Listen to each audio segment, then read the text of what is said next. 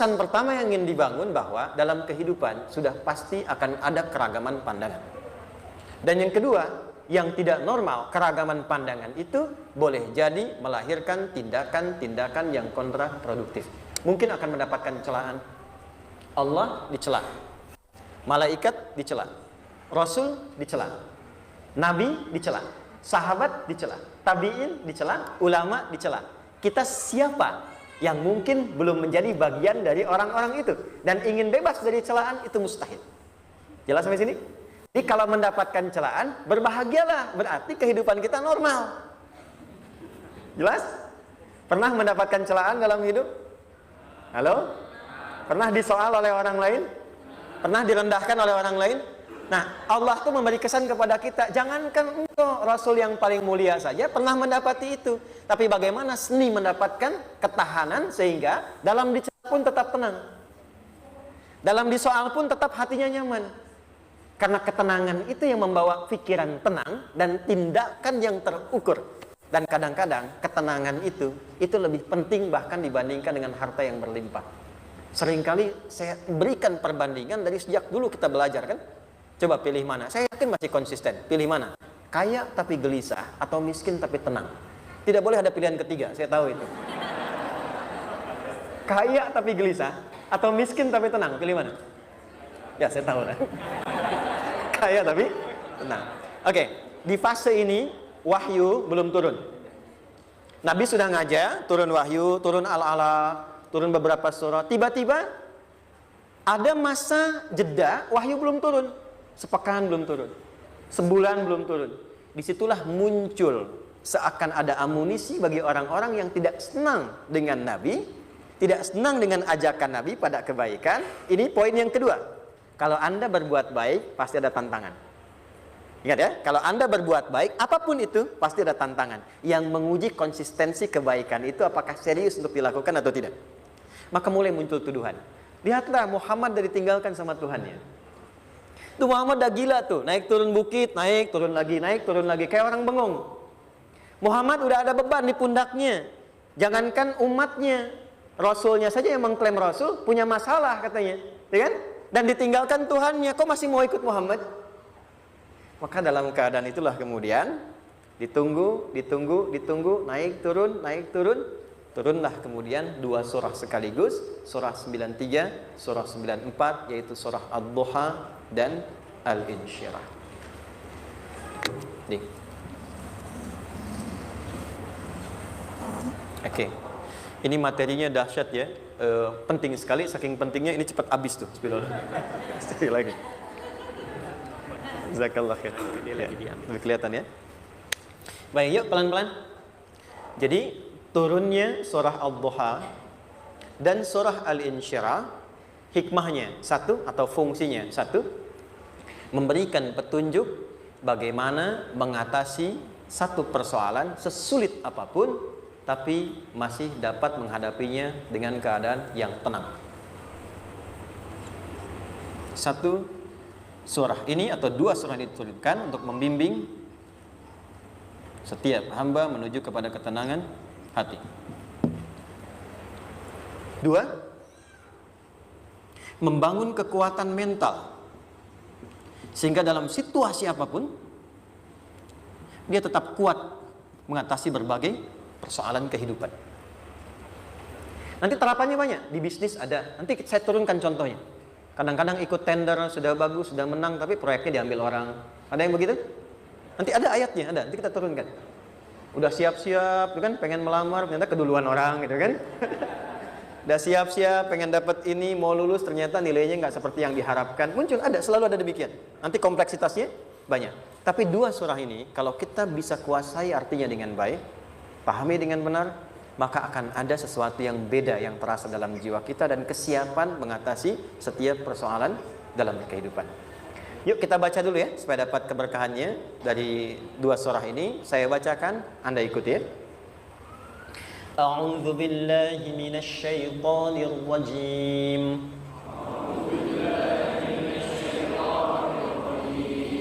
Bismillahirrahmanirrahim. wadduha wallaili idza saja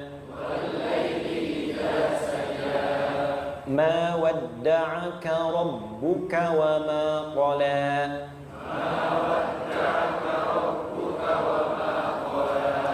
ma wadda'aka rabbuka wa ma qala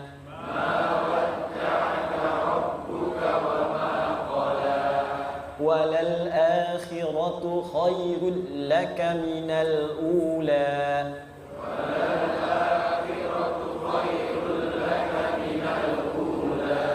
wala sawfa yu'tika rabbuka fatarda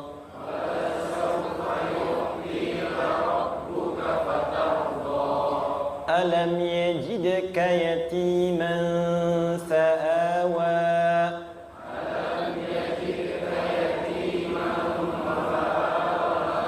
wa wajadaka dhallan fahada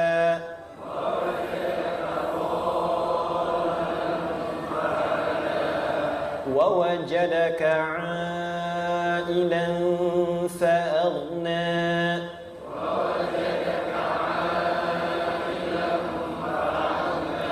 فأما اليتيم فلا تقهر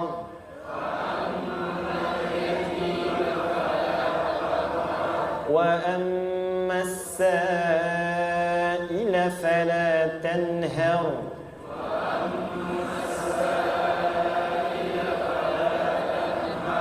وأما بنعمة ربك فحدث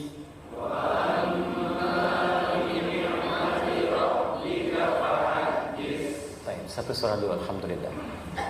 Izin saya bacakan tadi untuk diikuti supaya setidaknya kalau kita pulang dan ditanya bagaimana hidupmu engkau jalani, seperti apa engkau berinteraksi dengan Quran yang telah aku turunkan, maka kita pernah menjawab, ya Allah, kami pernah bacakan itu. Jangan pernah kita berkehidupan sampai wafat dan tidak pernah berinteraksi dengan Quran walaupun sekedar membacanya. Wadduha, aku bersumpah, setiap huruf waw yang berada di awal kalimat di satu surah itu makna utamanya berarti sumpah. Ya, qasam, sumpah. Seringkali diartikan demi, ya. Wal asri, demi masa. Wal fajri, demi waktu fajar.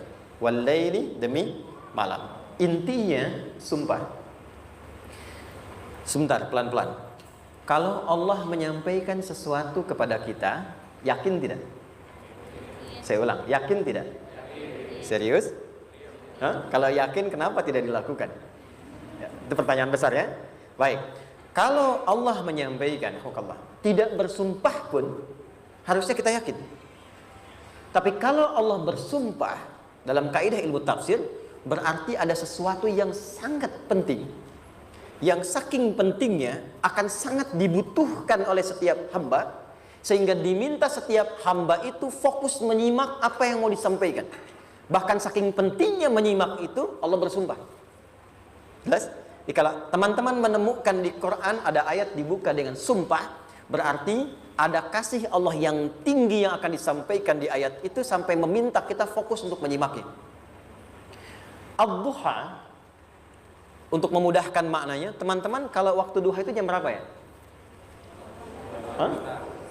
Oke, sebetulnya dimulai sejak matahari itu mulai naik, yang memantulkan, ya, atau menyinari cahayanya itu mulai terasa lembut. Ya, kalau misalnya kita ambil 1,5 jam setelah subuh. Sekarang subuh 4:30 lah, taruhlah 4:30 ya. 1,5 jam berarti jam 6 kan? Nah, itu awal duha tuh. Awal duha. Sampai ke pertengahan kurang lebih 9:30, jam 10. Akhir duha jam 11 sampai menjelang ke zuhur.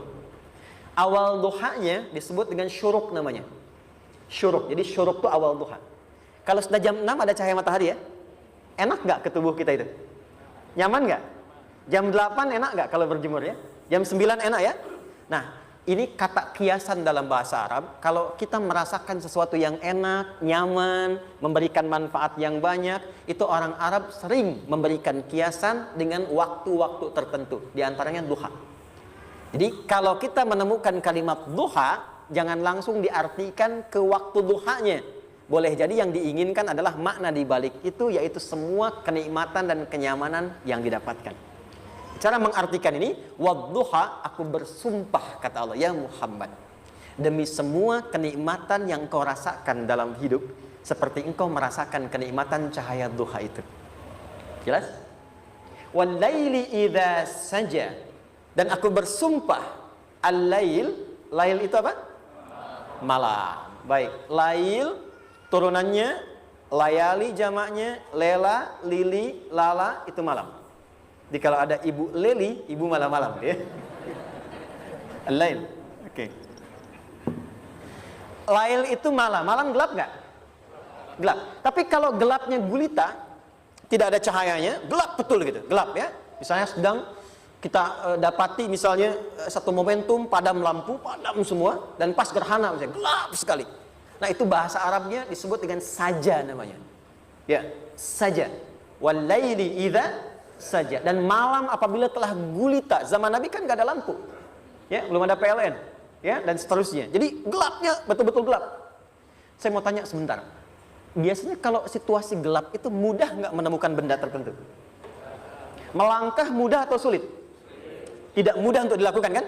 Dalam bahasa Arab, kalau kita ingin mengungkapkan satu kegamangan yang luar biasa, sampai kita merasakan gelap dan sulit melangkah, bukan hanya karena nggak ada cahaya, mungkin karena ada pekerjaan tertentu yang menyulitkan, masalah tertentu yang menyulitkan, sehingga merasa seakan-akan kita tuh gelap.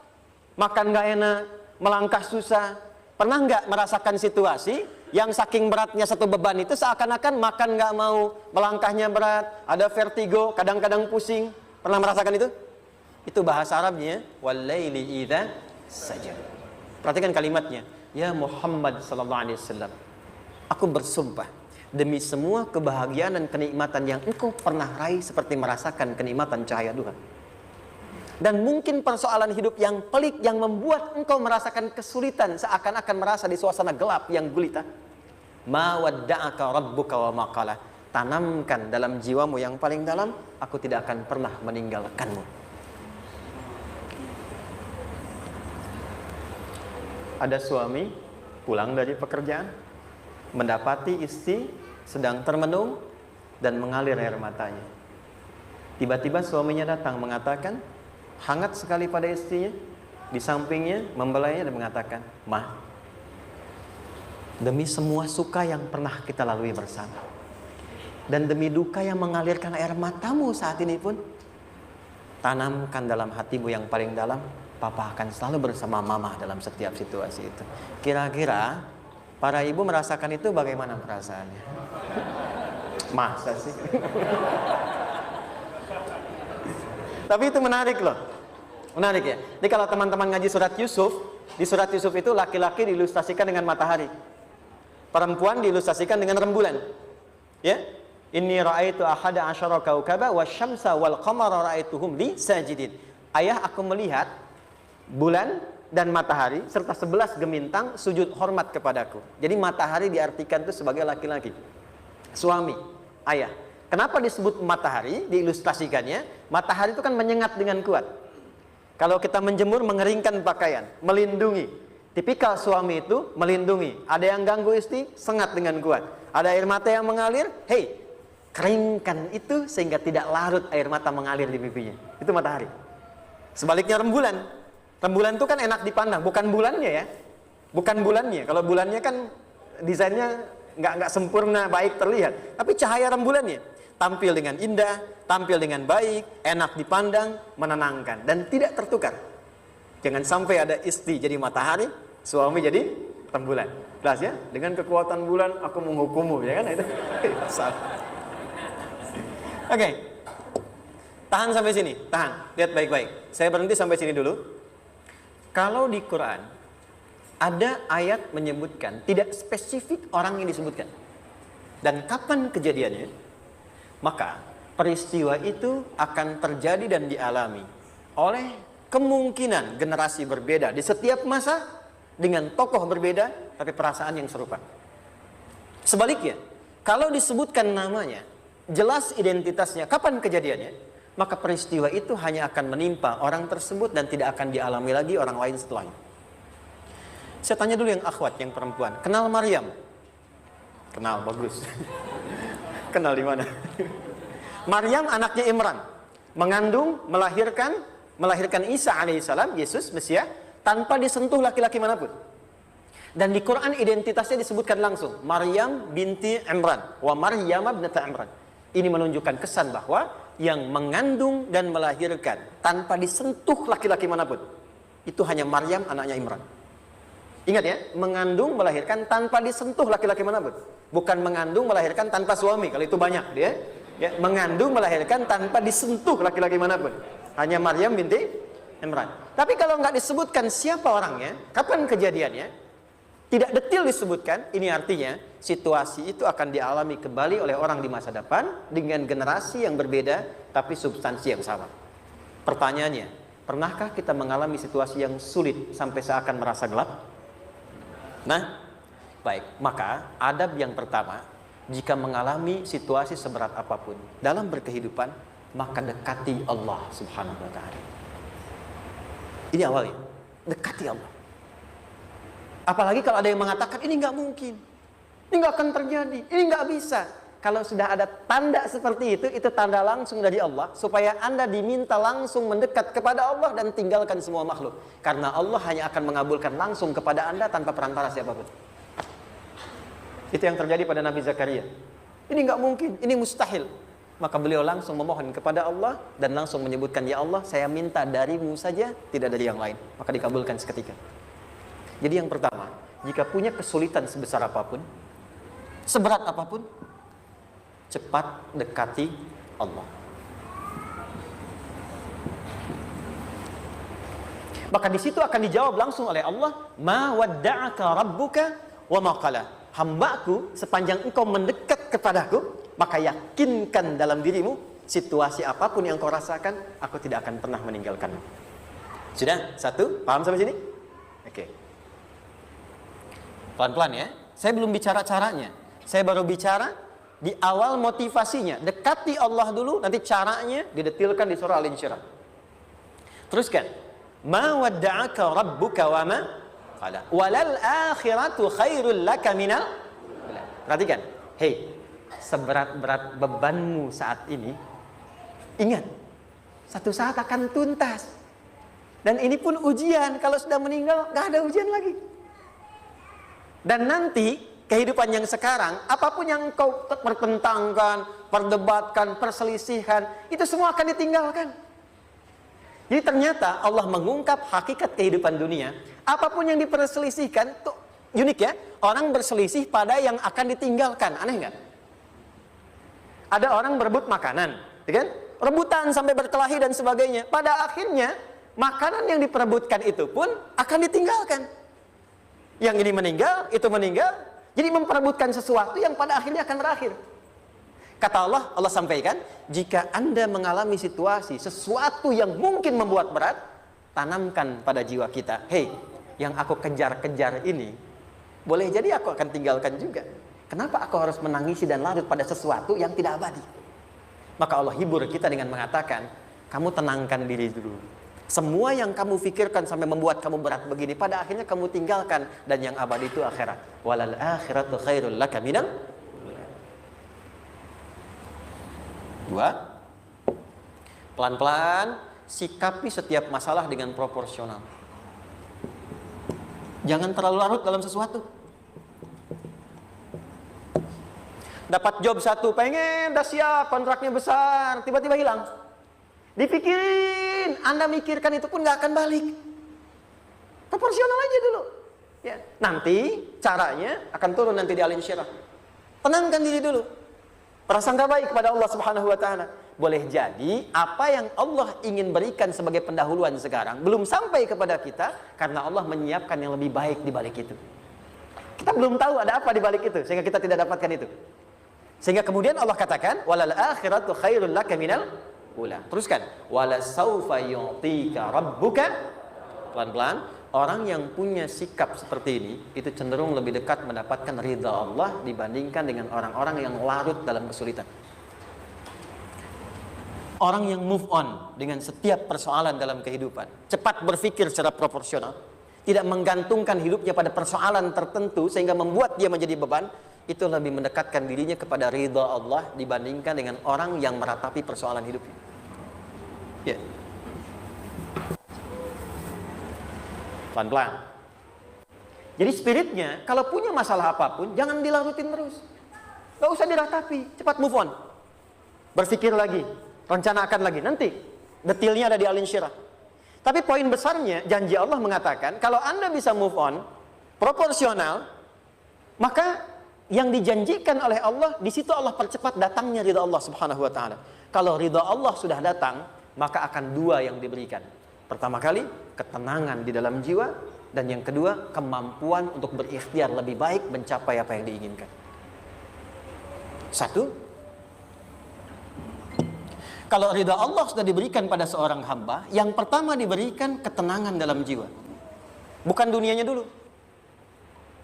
Bukan apa yang Anda ingin harapkan dulu. Pengen sesuatu, ya, pengen materi, pengen kedudukan, pengen lulus anaknya ujian, ya kan? Tiba-tiba terjadi sesuatu, diratapin. Alih-alih meratap, alih-alih membuat status, alih-alih menyulitkan diri, kata Allah, terima dulu proporsional. Setelah itu dekatkan diri kepada Allah, turun ridha Allah. Begitu turun, yang pertama diberikan ketenangan kepada hati. Tenang dulu. Kalau sudah tenang, nanti dibimbing menyelesaikan apa yang sedang dihadapi itu. Itu poin yang ketiga. Pelan-pelan. 4. Kita masuk ke detail sekarang. Perhatikan baik-baik. Ini yang paling menarik. Alam yajidka yatiman fa'awa. Muhammad SAW, bukankah dulu engkau yatim? Punya banyak masalah? Aku selesaikan juga.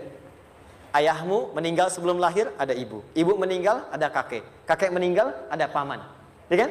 Ada teman yang menemani Sayyidah Khadijah. Teman yang setia. Semua kebutuhan tersedia. Artinya apa? Perhatikan baik-baik. Kalau Anda punya masalah sekarang, jangan sampai melupakan yang dulu-dulu pun pernah tuntas Allah selesaikan. Jadi kalau sekarang sedang punya persoalan, jangan sampai satu masalah ini membuat Anda kehilangan harapan dan kehidupan. Sementara Anda sadar, dulu pun banyak masalah kok selesai juga. Kenapa dengan yang satu ini kita harus jatuh? Sekarang usia berapa? 20, 30, 40, 50. Sekarang usia 50 tahun, ada masalah, baru 5 menit datang sudah merasa jatuh. Yang 50 tahun ke belakang yang banyak selesai itu kita nilai atau tidak? Maka kata Allah, seperti yang dulu pernah aku selesaikan ribuan masalah itu, yang sekarang pun mudah aku tuntaskan. Jelas? Nah, secara psikologi, orang-orang yang selalu bertindak seperti itu akan selalu punya harapan lebih tinggi untuk menyelesaikan persoalannya. Jadi kalau sedang punya masalah, pikirkan yang dulu juga selesai, masa yang sekarang nggak selesai. Itu prinsipnya. Secara psikologis demikian. Jelas ya? Oke. Wa wajadaka dhallan fahada. Muhammad, dulu engkau pernah mengalami melihat masyarakat banyak berbuat yang tidak baik, aku berikan petunjuk. Kuncinya fahada di situ. Orang yang punya motivasi kuat dan keyakinan untuk bisa menyelesaikan persoalannya, maka dia akan lebih cepat mendapatkan petunjuk Allah untuk mendapatkan solusi terbaik. Ada sini. Saya agak cepat ya, mohon izin. Wa wajadaka 'ailan fa'aghna. Bahkan, maaf, bukan sekedar selesai. Kalau perlu saya bikin kaya, kata Allah. Aghna itu kalau ilmunya luas. Kalau harta, hartanya banyak. Kalau kedudukan, kedudukannya tinggi. Hei, engkau yang sedang mengejar kedudukan, aku tahan sebentar karena ada yang nggak bagus untukmu di sini. Tapi kalau kamu terima, aku angkat itu lebih daripada apa yang kamu harapkan. Kamu pengennya bintang 2, aku naikkan sampai bintang 4. Kalau perlu 5 sekalian. Hei, kamu yang ingin kampus di sini, aku tahan. Bahasa kamu nggak lulus, kamu nangis, kamu mengadu, kamu datang pada orang tuamu. Orang tua mulai protes, mulai curhat, macam-macam. Terima dulu. Mungkin di sini ada yang tidak baik, seperti doa ibumu yang sering memohon, ya Allah, jangan sampai anakku berbuat yang salah. Jangan sampai terjebak narkoba. Jangan sampai terbawa tawuran. Di sini ada yang kurang tepat untukmu. Kalau kamu ridha, kamu terima, kamu proporsional, bahkan aku pindahkan ke kampus yang lebih baik yang tidak kamu bayangkan sebelumnya. Di orang-orang yang selalu menerima apa yang Allah ujikan dan ridha dengan itu, maka Allah akan angkat derajatnya bahkan melebihi ekspektasi dirinya. Paham? Kalau sudah seperti itu, maka lihat ujung ayatnya. Lihat ujung ayatnya. Fa'ammal yatima fala taqhar. Maka jangan pelit berbagi kepada orang lain. Share. Kalau sudah sukses, share. Berbagi, bukan hanya materi, bagi ilmunya, ya, bagi kebahagiaannya. Wa ammas sa'ila fala tanhar. Jangan sampai nunggu orang minta. Kalau lihat ada kawan yang butuh, sekarang Anda sukses. Tapi boleh jadi kesuksesan Anda itu tangganya dari teman-teman Anda. Kalau sudah teraih ke atas, lihat lagi anak tangganya ke bawah. Ajak teman, jangan ditunggu minta. Ajak, bawa dia, berikan peluang. Jangan sampai dia minta, apalagi Anda bentak-bentak. Aku kan yang dulu bantu kamu, jangan sampai keluar kata-kata itu. Kamu bisa naik di atas karena aku kan yang dulu bantu kamu. Kamu bisa jadi pemeran utama karena aku yang rekomendasikan. Karena aku yang dorong kamu, misal. Jangan sampai keluar kata-kata itu. Apalagi langsung keluar, tidak. Ini karena ilmuku saja misalnya. Kalau itu bisa dilakukan dengan baik, lihat ujungnya. Wa amma bi ni'mati rabbika fahaddits. Maka semua nikmat yang dirasakan akan mudah untuk diimplementasikan dan disyukuri. Jadi semua nikmat itu bukan cuma dirasakan. Jadi membagi semua nikmat itu adalah rasa terbaik untuk menikmatinya. Maaf ya, Anda kalau punya makanan, dimakan sendiri. Dengan dibagi sama-sama, kira-kira rasa nyamannya yang pertama atau yang kedua? Kedua. Makan sendiri, enaknya sendiri kan? Tapi ketika ada teman berbagi dan tahu, oh enak ya, nyaman ya, ada kebahagiaan, ada ngobrol, ada tertawa, ada kebersamaan, itulah inti nikmat yang sesungguhnya. Wa amma bi ni'mati rabbika. Ternyata masalah yang diberikan bukan ingin memberikan beban, tapi ujungnya, endingnya supaya Anda bisa mendapatkan nikmat berkualitas yang bisa dibagi. Lihat surat Ad-Duha itu jangan cuma lihat awalnya, lihat ujungnya. Ternyata ketika seseorang mendapat masalah, seberat apapun, itu bukan ingin membebani, tapi ingin meningkatkan kualitas hidupnya supaya mendapatkan nikmat yang lebih besar dan merasakan nikmatnya itu dengan berbagi. Itu poinnya. Jadi kalau sampai sini kita paham, dan kita beri nama misalnya dengan fikih ujian, jadi kalau desain ujian ini, sistematikanya kita pahami, maka tidak ada alasan untuk mengeluhkan persoalan. Jadi melihat masalah itu bukan sebagai beban, pada akhirnya melihatnya sebagai tangga untuk mencapai kebahagiaan. Jelas sampai sini? Baik, kalau sudah seperti ini, ingin punya masalah atau tidak ingin punya masalah? Tidak. Ingat ya, jadi kalau anak pulang bawa masalah, dilihatnya jangan beban. Oh, Allah ingin menaikkan kualitas pada anak saya, yang dengan itu menjadikan ia mendapatkan nikmat yang belum pernah didapati. Kalau rumah tangga sedang ada masalah, jangan banyak diperseterukan, tapi direnungkan sejenak. Oh, Allah ingin meningkatkan kualitas rumah tangga ini, sehingga kita bisa mendapatkan nikmat yang tidak pernah didapati sebelumnya. Makanya nikmat berumah tangga itu yang terbesar, selalu bertambah ketika menyelesaikan masalah. Silahkan cek. Kalau sedang ada masalah, berseteru kan? Tapi setelah selesai, kan jadi lebih nikmat ya? Ya? Lebih senang lagi, lebih cair lagi, lebih bahagia lagi, lebih mendukung lagi. Ternyata ada nilai-nilai kebaikan yang tersimpan yang belum disadari sepenuhnya. Pertanyaannya, kadang-kadang mudah diucapkan, tapi tidak mudah mempraktekkan. Bagaimana itu semua bisa ditempuh dengan baik, sehingga ketika mengalaminya, kita bisa tenang menghadapinya. Maka turunlah surah Al-Insyirah. Saya cepat.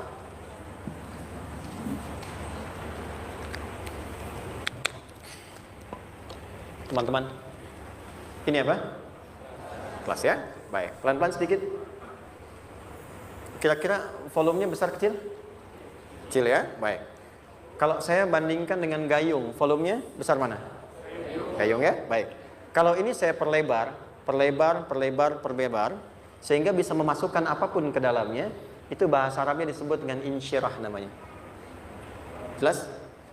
Meluaskan sesuatu sehingga terlihat lapang, sehingga memudahkan setiap hal masuk ke dalamnya.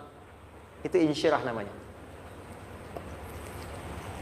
Surah ini diberi nama dengan surah Al-Insyirah, yang berarti sesuatu yang lapang, yang tenang, yang nyaman.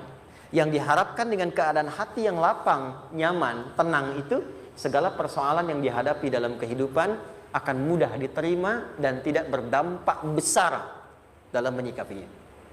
Maka bagaimana kemudian Allah memberikan turunan-turunan petunjuk supaya apa yang diharapkan ini bisa tercapai. Satu, izin mengilustrasikan, saya kasih cerita sebentar. Ada seorang anak muda, kisah ini sangat viral, hampir setiap kita bisa mendapatinya. Datang kepada seorang kakek tua di sisi danau yang jernih sekali airnya. Dia berkeluh kesah tentang persoalannya. Dia katakan, saya punya masalah begini. Berat sekali terasanya. Kakek itu kemudian permisi, dia hanya membawa 2 genggam garam. Kemudian beliau bawa 1 gelas, ilustrasinya seperti ini. Dimasukkanlah kemudian garam itu ke gelas itu. Lalu diambil 1 gelas air yang jernih tadi dengan garam segenggam. Kata beliau, minum. Pemuda itu mengatakan, wah asin, minum aja dulu.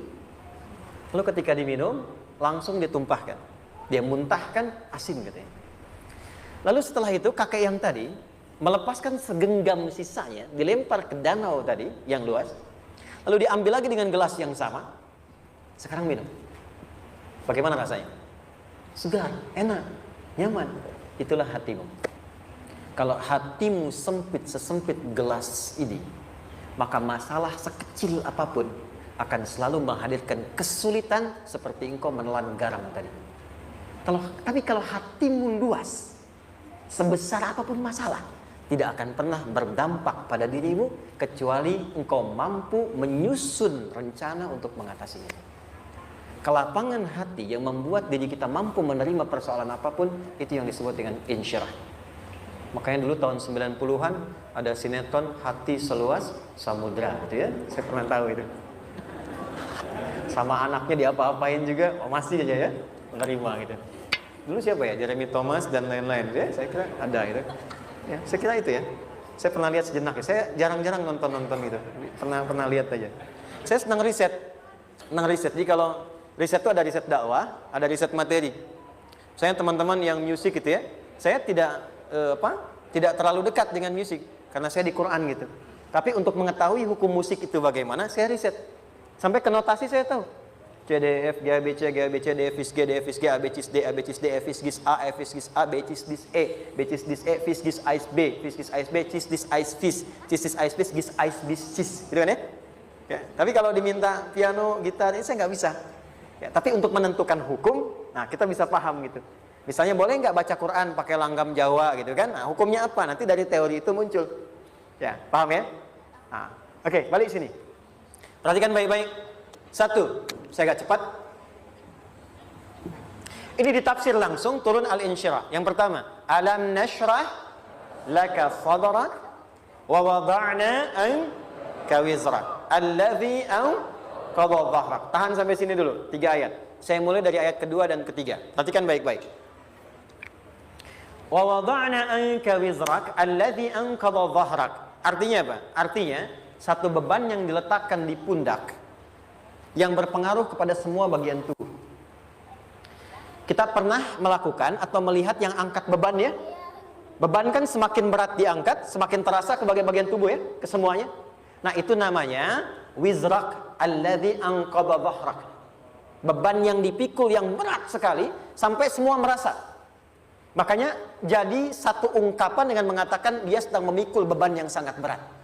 Sampai kepalanya pusing, tidur nggak nyaman, miring kanan, miring kiri. Itu namanya ya alladzi anqadha dhahrak. 1. Saya percepat, akan ada satu masa dalam hidup setiap hamba merasakan satu persoalan yang seakan-akan beban berat yang dipikul sampai merasa kesulitan dari ujung kepala sampai ujung kaki. Siapapun itu. Jujur ya, setiap kita tanyakan pada diri sendiri. Setiap kita yang ada di sini, saya yakin pasti pernah atau bahkan akan mengalami satu peristiwa yang merasakan beban berat sampai seakan-akan ujung kepala sampai ujung kaki merasakan sakitnya. Ada yang sudah mengalami atau bahkan nanti akan ada yang melalui. Perhatikan baik-baik. Teruskan ayatnya. Wa rafa'na laka. Perhatikan. Kalau ada yang sedang merasakan itu, yakinlah kata Allah, pada saat itu sesungguhnya Allah sedang mengangkat derajatnya dan meningkatkan kualitas hidupnya untuk mencapai sesuatu yang istimewa yang belum pernah diraihnya. Dari sini kita buat persamaan. Ujian. Perhatikan. berbanding lurus dengan harapan, banding lurus dengan solusi nanti pada akhirnya. Fokus. Lulus di sini, insya Allah setiap persoalan akan lebih mudah untuk diatasi. Ujian, seberat apapun yang sedang kita alami, tidak akan pernah diberikan kepada kita oleh Allah, kecuali ternyata hikmahnya untuk mengabulkan harapan-harapan besar yang sebetulnya kita mintakan. Jujur ya, setiap kita kan sering punya permohonan ya, sering berdoa ya, ya Allah minta ini, minta itu, minta ini, minta itu, gitu kan? Nah, cara Allah mengabulkan harapan kita itu, yang pertama, jalurnya lewat ujian. Karena semua kesuksesan itu, desain dasarnya adalah melewati ujian. Coba, anak-anak kita yang sedang sekolah itu, apa mungkin diwisuda dengan penuh kebahagiaan kalau nggak mengalami ujian? Hah? Lewat ujian dulu kan?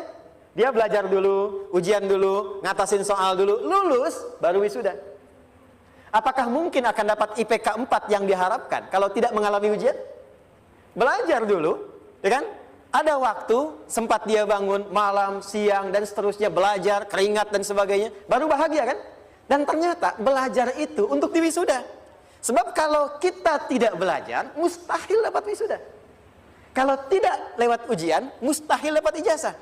Karena ternyata harapan itu, hukum dasarnya dalam berkehidupan, bisa diraih dengan melewati ujian. Ini poinnya. Jadi mohon, kalau sedang mengalami sebuah peristiwa dan kita harus menghadapi itu, coba renungkan, sebetulnya pernah berdoa apa sampai kita mengalami itu, sehingga dengan jalan itulah sebetulnya Allah ingin mengabulkan harapan yang dulu pernah kita mintakan. Jelas? Oke, satu. Yuk turunkan rumusnya pelan-pelan. Quran surah kedua ayat 286. Ini kesini dulu, baru nanti kita balik lagi. 2 Al-Baqarah ayat 286. La yukallifullahu nafsan illa usaha. Tahan sampai sini. Lihat baik-baik. Hukum yang pertama. Hukum pertama.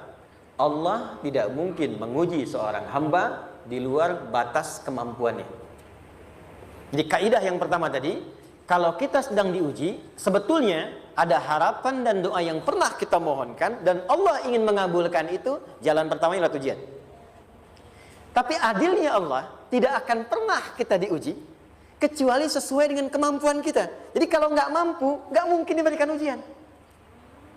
Ingat ya, kalau tidak mampu, tidak mungkin diberikan ujian. Artinya harapan yang kita mohonkan pun akan sesuai dengan kemampuan kita. Jadi kalau kita minta sesuatu nggak mungkin bisa menggunakannya, nggak akan dikasih. Nah, balik ke sini untuk memberikan ketenangan kepada hati kita. Kalau sedang menerima persoalan, setelah kita mengatakan, oh ini mungkin ada harapan yang ingin saya dapatkan, jalannya lewat sini. Untuk memberikan ketenangan kepada hati, begitu persoalannya tiba, langsung katakan pada diri kita, saya pasti bisa menjalaninya. Mustahil saya diuji kalau nggak mampu menjalaninya. Itu bahasa singkatnya. Ingat ya? Kalau ingin mudah menyelesaikan persoalan, kata Quran, setiap ada ujian, langsung katakan pada hati kita, insya Allah bisa. Nggak mungkin saya diuji kalau saya nggak sanggup. Jelas? Dan tanamkan itu pada hati yang paling dalam. Ini nggak mudah. Kalau cuma disimpan di pikiran, jadi beban. Tapi kalau Anda tanamkan dalam hati, seberat apapun masalahnya, pasti saya sanggup, pasti saya bisa. Pernah lihat dulu ada acara 90-an Benteng Hattori? Oke? Benteng Takeshi ya? Takeshi ya, gitu kan, artinya kan bisa jawab ya. Dia tahu Ninja Hattori mendaki gunung, lewati lembah, ya tahu ya. Songgoku, Songgohan, saya tahu itu. Songgoku, Kamehameha, Piccolo itu, yang nulisnya Suzuki Watanabe, saya tahu itu. Benteng Hattori, balik lagi ya. Benteng Takeshi ya. Puncaknya kan main pakai itu kan, pakai tanknya dan sebagainya. Tapi pernah ingat gak satu episodenya itu? Begitu akan bertarung, kan selalu ada motivator di sampingnya itu mengatakan, ayo kamu bisa, gitu kan? Wah, namanya. Dia nggak ngaji Quran tuh, kita punya ayatnya. Pernah nggak? Buka lagi ya dulu ya. Oke. Korea, kenapa bisa nyusul Jepang? Salah satunya, waktu Jepang itu maju, setiap di Korea itu ditanamkan dari mulai anak-anak TK-nya. Kita harus lebih daripada Jepang, harus lebih daripada Jepang. Sejak anak-anak TK. Sejak anak-anaknya TK. Itu ditanamkan betul. Kita bisa, kita dari TK. Sehingga ketika di sana bikin Honda, sini Hyundai. Hyundai kan dibacanya Hyundai. Ya kan? Sana Honda, sini Hyundai gitu. Di apapun yang dibuat Jepang, Korea harus lebih unggul. Itu ditanamkan dari awal. Bisa, bisa, bisa. Kita itu sekarang punya ayatnya. Jadi kalau sedang punya masalah seberat apapun, katakan pada diri kita, insya Allah bisa. Gak mungkin diuji kalau nggak sanggup. Bisa insya Allah. Bisa. Kenapa mah? Bisa. Jelas? Oke. Sudah di situ teruskan. Lanjutkan. Warafa'na laka dzikra. Teruskan. Fa inna ma'al usri. Nah, ini poin terbesarnya. Fa inna ma'al usri yusra. Fa huruf yang menunjukkan sesuatu berlangsung dengan cepat. Inna di ilmu nahwunya berbunyi begini, di gramatikal bahasa Arab. Harfu nasbin wa taukidin. Tansibul isma wa tarfa'ul khabara. Mabniyun 'alal fathi la mahalla lahu min al-i'rab. Paham? Tidak. Inna huruf yang digunakan untuk menguatkan informasi agar ditancapkan ke dalam hati sekuat-kuatnya dan jangan pernah ragu. Jadi kalau orang Arab itu nancapkan tongkat begini dan kuat, tidak goyah, itu nasab namanya. Nasabar rajul asahu fil ardi. Inna ini harfu nasab. Jadi kalau ada di Quran dibuka informasinya dengan inna, maksudnya begini, hei, tancapkan informasi dalam hatimu dengan kuat, jangan pernah ragu. Yakinkan pada dirimu. Apa yang harus diyakinkan? Ma'al usri yusra. Inna ma'al usri usrun sama dengan yusrun. Lari ke sini. Oke. Apa artinya usrun? Sulit. Oke. Sulit itu ada dua. Ada sa'bun, ada usrun. Kalau kesulitan yang relatif, kata si A sulit, si B mudah, itu sa'bun namanya. Contoh. Kata si fulan, bahasa Jepang susah. Padahal kata yang lain tidak. Saya ke Jepang, anak-anak kecil begini bisa bahasa Jepang, gitu kan? Bagi mereka mudah, gitu ya. Saking mudahnya gitu. Kata shiwa, gitu. Anak-anak kecil, bagi mereka mudah, bagi kita belum tentu. Itu sa'bah. Inna lughatal yabaniyah sa'bah. Relatif. Tapi kalau kesulitan yang sifatnya mutlak, semua orang mengatakan sulit. Maaf, bawa mobil, sulit atau mudah? Bukan mengendarai ya, bawa mobil, bawa. Sulit ya? Sulit ya? Baik, sepakat sulit semuanya. Nah, itu dalam bahasa Arab dikenal dengan usrun. Kesulitan yang semua sepakat bahwa itu susah. Sulit, semua sepakat. Dan ketika ada orang bicara, aku sedang punya masalah begini. Semua mengatakan, wah itu nggak mudah, itu nggak mudah. Itu usrun namanya. Lawannya, kemudahan yang relatif disebut sahlun. Tapi kemudahan yang semua sepakat bahwa itu mudah, itu yusrun namanya. Mengangkat spidol, semua mengatakan mudah, ringan. Itu yusrun namanya. Perhatikan, Allah tidak memasangkan sa'bun dengan sahlun, tapi memasangkan usrun dengan yusrun. Orang-orang yang punya keyakinan kuat, setiap persoalan itu akan selesai. Dan dia mengatakan pada dirinya, aku bisa melewatinya. Maka, perhatikan kalimatnya kata Quran, inna ma'al usri yusran. Sesulit apapun masalah yang sedang dia alami, maka Allah akan datangkan solusi semudah-mudahnya yang bisa dia nikmati.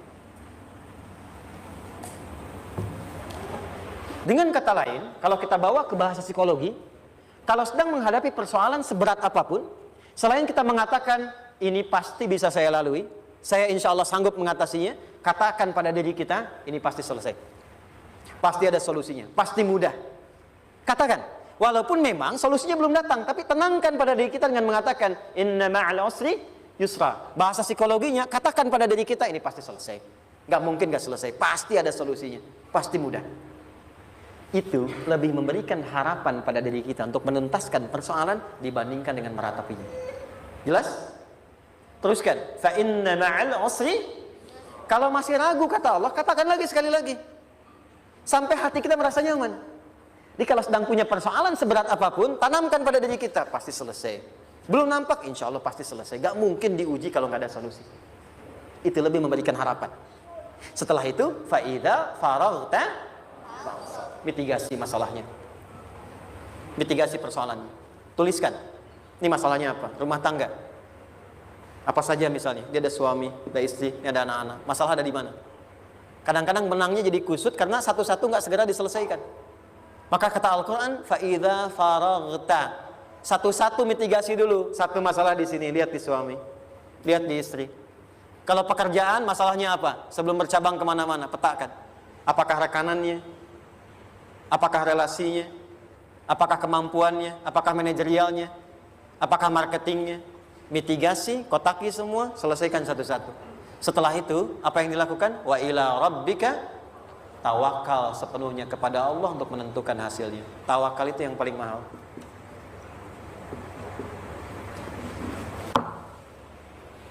Anda kalau nggak punya kepasrahan, stres. Karena selalu memikirkan apa yang mau dikerjakan dan selalu orientasi pada hasil. Kita punya tawakal. Kalau kita mampu menyerahkan sesuatu, gini, di sini ada orang yang paling jago misalnya main basket. Ada pertandingan basket. Begitu dibuka, udah tim musyawarah serahkan aja pada si fulan. Kan? Dia yang paling jago, dia. Bukankah dengan menyerahkan itu bukan hanya kita berikan sebuah tugas, kan? Tapi dengan itu ada kelapangan tersendiri kan? Yakinlah sukses, dia paling hebat.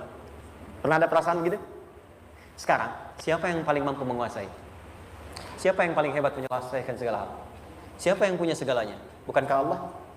Orang-orang yang punya tingkat tawakal yang tinggi, maka satu, dia akan lebih stabil keadaan mentalnya dan tidak akan pernah gelisah dengan kekecewaan. Nggak ada kecewa. Karena tawakal itu kalau sudah kepasrahan pasti menerima hasil.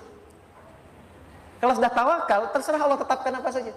Mau dapat sekarang, dapat besok, dapat nanti. Puncak yang paling tinggi, tugasmu hanya berikhtiar semampu yang bisa dilakukan. Selanjutnya, biarkan Allah menetapkan apa yang menjadi bagian dari maslahat kehidupan kita. Saya tutup. Cara Allah menjawab harapan kita ada 3. 1. Memberi langsung apa yang kita mintakan. 2. Menunda itu sampai kita siap menerimanya. 3. Mengganti apa yang kita inginkan dengan apa yang kita butuhkan. Saya ulang ya. 1. Memberi langsung apa yang kita mohonkan.